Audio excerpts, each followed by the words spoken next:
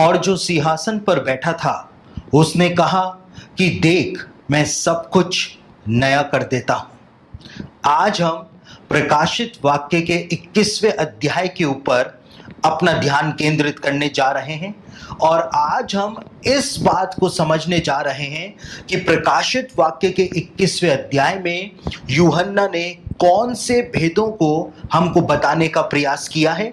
और जब यूहन्ना इस बात को कहता है कि मैंने नए आकाश और नई पृथ्वी को देखा, तो यूहन्ना आखिर क्या बात हमको समझाने का प्रयास कर रहा था। और जब यूहन्ना ने नए यरूशलेम को स्वर्ग पर से उतरते हुए देखा, तो यूहन्ना क्या वास्तव में एक नगर को ही स्वर्ग से पृथ्वी पर उतरते देख रहा था, या कोई और बात वो प्रतीकात्मक रूप से हमको बताने का प्रयास कर रहा था। आज इन सारी बातों के ऊपर हम अपना ध्यान केंद्रित करने का प्रयास करेंगे और प्रकाशित वाक्य के इस 21वें अध्याय के अंदर हम ऐसी बातों को समझेंगे जो हमारी धन्य आशा को और भी ज्यादा मजबूत कर देंगी।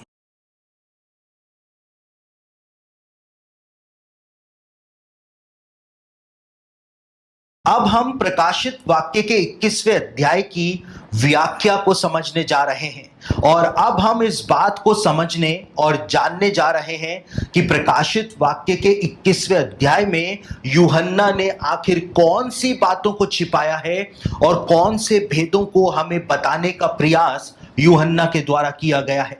और एक सबसे बड़ा रहस्य जो कि नए यरूशलेम के रूप में यूहन्ना ने प्रकाशित वाक्य के 21वें अध्याय के अंदर प्रदान किया है, वास्तव में वो नया यरूशलेम क्या है जिसके बारे में यूहन्ना ने यहाँ पर हमें बताने का प्रयास किया है। तो अब हम 21वें अध्याय की व्याख्या को समझना प्रारंभ करते हैं और प्रकाशित वाक्य उसका 21 अध्याय और उसके पहले वचन के अंदर यूहन्ना इस बात को कहता है, फिर मैंने नए आकाश और नई पृथ्वी को देखा, क्योंकि पहला आकाश और पहली पृथ्वी जाती रही थी और समुद्र भी ना रहा। प्रकाशित वाक्य के इन वचनों के अंदर एक नई शुरुआत होते हुए हमको दिखाई देती है और यहां पर यूहन्ना इस बात को कहता है कि पहला आकाश और पहली पृथ्वी जाती रही और समुद्र भी ना रहा। इस बात को यूहन्ना ने बताया है और यहां पर यह वर्णन जो यूहन्ना के द्वारा दिया गया है, यह वर्णन हमको दो बातों का संकेत प्रदान करता है। पहला तो यह कि यूहन्ना यहां पर जो भी बातें लिख रहा है वो लिटरल सेंस के अंदर लिख रहा था, यथार्थ रूप में लिख रहा था। और दूसरा, जितनी भी बातों को इस पहले वचन के अंदर यूहन्ना के द्वारा लिखा गया है वो प्रतीकात्मक तौर से यूहन्ना के द्वारा लिखा जा रहा हो, सिंबॉलिक तौर पर यूहन्ना के द्वारा लिखा जा रहा हो। और यहां पर हमको दोनों ही विचार जो है वो साथ में लेकर के चलने पड़ेंगे, क्योंकि बाइबल की दूसरी भविष्यवाणियां भी इस बात को बताती हैं। परमेश्वर ने इस बात को कहा है कि मैं नया आकाश और नई पृथ्वी को उत्पन्न करूंगा। तो यहां पर यूहन्ना जो कुछ भी लिख रहा था वो लिटरल सेंस के अंदर तो बता ही रहा था कि नया आकाश और नई पृथ्वी जो है वो उत्पन्न होगी और समुद्र भी ना रहा। तो लिटरल सेंस के अंदर भी हमको इसको समझना पड़ेगा और सिंबॉलिक सेंस में भी हमको इस वचन को यहां पर समझना पड़ेगा। और जब यूहन्ना ने इस बात को कहा कि मैंने नए आकाश को देखा, तो यूहन्ना इस बात को प्रकट कर रहा था, उसी भविष्यवाणी के बारे में बात कर रहा था जो परमेश्वर ने यशाया के द्वारा कही थी कि मैं नए आकाश और नई पृथ्वी को उत्पन्न करूंगा। और जब यूहन्ना ने इस बात को कहा कि मैंने नए आकाश को देखा, तो यूहन्ना इस बात को प्रकट कर रहा था कि परमेश्वर पूरे आकाश को बिल्कुल नया बना देगा। ये जितनी भी वायुमंडल के अंदर जो गैसेस खराब हो चुकी हैं, उन सारी गैसेस को परमेश्वर नया कर देगा। सारे प्रदूषण को इस वायुमंडल के अंदर से परमेश्वर हटा देगा, उसको दूर कर देगा। और आज जब ओजोन लेयर फट चुकी है, ओजोन लेयर के अंदर एक बहुत बड़ा छेद हो चुका है, जिसकी वजह से हानिकारक अल्ट्रावायलेट किरणें सूरज की सीधी पृथ्वी के ऊपर आ रही हैं, पृथ्वी का विनाश हो रहा है। उन सारी गैसेस को परमेश्वर फिर से ठीक कर देगा और सारे पॉल्यूशन को दूर कर देगा। और जो मौसम का चक्र गड़बड़ाया हुआ है, बारिश का तंत्र जो है वो गड़बड़ाया हुआ है। परमेश्वर सारे क्लाइमेट के उस साइकिल को पूरी तरह से वापस से नया बना देगा। परमेश्वर इस आकाश को पूरी तरह से नया कर देगा। इस बात को यूहन्ना ने यहां पर बताया था। साथ ही यूहन्ना जब इस बात को यहां पर कहता है कि मैंने नई पृथ्वी को भी देखा, तो यूहन्ना यहां पर लिटरल सेंस के अंदर जब बात कर रहा था तो वो इस बात को बता रहा था कि परमेश्वर पूरी पृथ्वी को भी वापस से साफ और स्वच्छ कर देगा। और पूरी पृथ्वी के ऊपर जो इंसान ने गंदगी फैला करके रखी हुई है, प्लास्टिक का कचरा फैला करके रखा हुआ है, पृथ्वी को नाश करने में जो इंसान लगा हुआ है, परमेश्वर उस सारे प्रदूषण को दूर करके, सारी नदियों को साफ करके, परमेश्वर एक नई पृथ्वी, एक साफ सुथरी पृथ्वी को वापस से उत्पन्न कर देगा।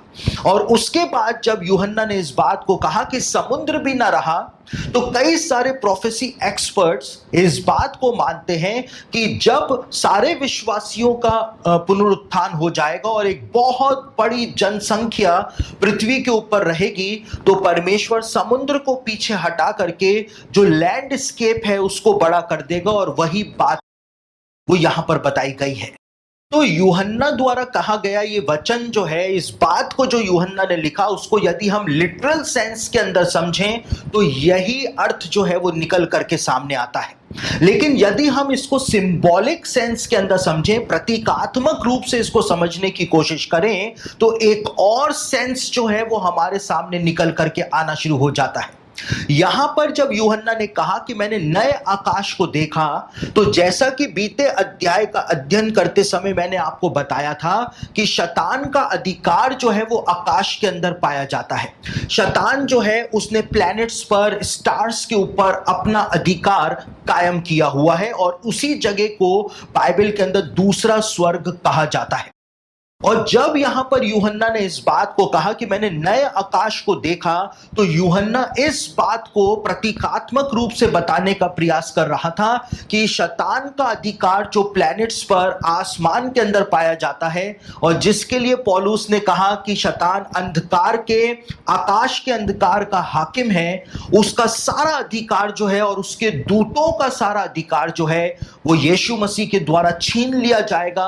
और इसीलिए एक नया आकाश जो है, एक नया आउटर स्पेस जो है वो यूहन्ना को दिखाई दे रहा था, जिसके ऊपर शैतान का राज्य नहीं, लेकिन अब परमेश्वर का राज्य जो है, परमेश्वर का शासन जो है वहां पर स्थापित हो जाएगा। साथ ही जब यूहन्ना ने इस बात को कहा कि मैंने नई पृथ्वी को भी देखा, तो सिंबॉलिक तौर पर भी यहां पर पृथ्वी के दो अर्थ यूहन्ना के द्वारा बताए गए होंगे। और हमने इस बात को देखा था कि भविष्यवाणियों के अंदर पृथ्वी शब्द जो है, और बाइबल की भविष्यवाणियों में पृथ्वी शब्द जो है वो किसी साम्राज्य को प्रकट करने के लिए भी उपयोग किया जाता है प्रतीकात्मक तौर से। और पृथ्वी शब्द जो है उसके लिए हमने इस बात को भी समझा था कि जितनी भी दुष्ट आत्माएं हैं, परमेश्वर ने उनको पृथ्वी के ऊपर ही बांधा हुआ है।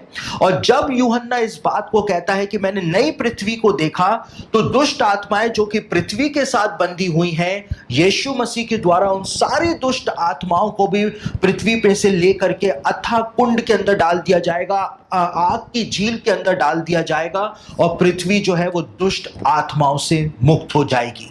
इसी बात को शायद यूहन्ना ने यहां पर बताया हो। और जब यूहन्ना इस बात को कहता है कि मैंने नई पृथ्वी को देखा, तो यूहन्ना जो है वो प्रतीकात्मक तौर से इस बात को बताने का प्रयास कर रहा हो कि अब कोई भी साम्राज्य, कोई भी ऐसा देश जो है वो पृथ्वी के ऊपर पाया नहीं जाएगा जो कि लोगों के ऊपर अत्याचार करे, जो परमेश्वर के राज्य के खिलाफ खड़ा हो सके। सारे साम्राज्यों का अंत जो है वो कर दिया जाएगा। और साथ ही साथ यूहन्ना प्रतीकात्मक रूप से इस बात को भी बता रहा हो कि सारी दुष्ट आत्माओं को भी पृथ्वी पर से हटा दिया जाएगा, उनको भी अनंत दंड के अंदर, आग की झील में डाल दिया जाएगा। यूहन्ना इसी बात का संकेत यहां पर दे रहा हो। साथ ही जब यूहन्ना ने इस बात को लिखा कि मैंने इस बात को भी देखा कि समुद्र भी ना रहा, तो हमने प्रकाशित वाक्य के 20वें अध्याय का अध्ययन करते समय इस बात को देखा था कि यूहन्ना कहता है कि समुद्र ने अपने मरे हुओं को दे दिया। और अय्यूब की पुस्तक उसका 26 अध्याय उसके 5वें वचन के आधार पर हमने उस वचन को समझा था, क्योंकि अय्यूब की पुस्तक कहती है कि परमेश्वर मरे हुओं की आत्माओं को समुद्र के नीचे एक स्थान के अंदर रखता है। और यहां पर जब यूहन्ना कहता है कि समुद्र भी ना रहा, तो इसके भी दो अर्थ हो सकते हैं। पहला अर्थ तो ये कि अब मरे हुओं की आत्माओं का निवास स्थान जो समुद्र के नीचे पाया जाता है, वो निवास स्थान खत्म हो जाएगा, क्योंकि सब ही जिंदा हो जाएंगे। कुछ तो अनंत जीवन के लिए जिंदा हो जाएंगे और कुछ अनंत दंड के लिए जिंदा हो जाएंगे, और उस स्थान का अस्तित्व समाप्त हो जाएगा। दूसरी बात यह है जो हमने इस प्रकाशित वाक्य के अध्ययन के अंदर समझी थी कि बाइबल की भविष्यवाणियों में समुद्र शब्द अन्य जाति जगत के प्रतीक के रूप में इस्तेमाल किया जाता है। और जब यूहन्ना ने यहां पर इस बात को कहा कि समुद्र भी ना रहा, तो हो सकता है कि उसके कहने का अर्थ यह हो कि अन्य जाति जगत जो है अब वो भी समाप्त कर दिया जाएगा, क्योंकि अब कोई सी भी जाति नहीं होगी, सिर्फ एक ही जाति होगी जो कि धर्मियों की, संतों की जाति होगी, और कोई भी दूसरी जाति नहीं होगी। ना कोई यहूदी होगा, ना कोई यूनानी होगा, ना कोई यूरोपियन होगा, ना कोई अमेरिकन होगा, लेकिन अब सिर्फ सारे लोग जो हैं वो परमेश्वर के लोग, परमेश्वर की प्रजा बन जाएंगे, और पृथ्वी पर से अन्य जाति जगत का नामो निशान जो है, अलग अलग जातियों का नामो निशान जो है वो मिट जाएगा, खत्म हो जाएगा। तो हो सकता है यहां पर यूहन्ना इन दोनों सेंस को ही प्रकट कर रहा हो।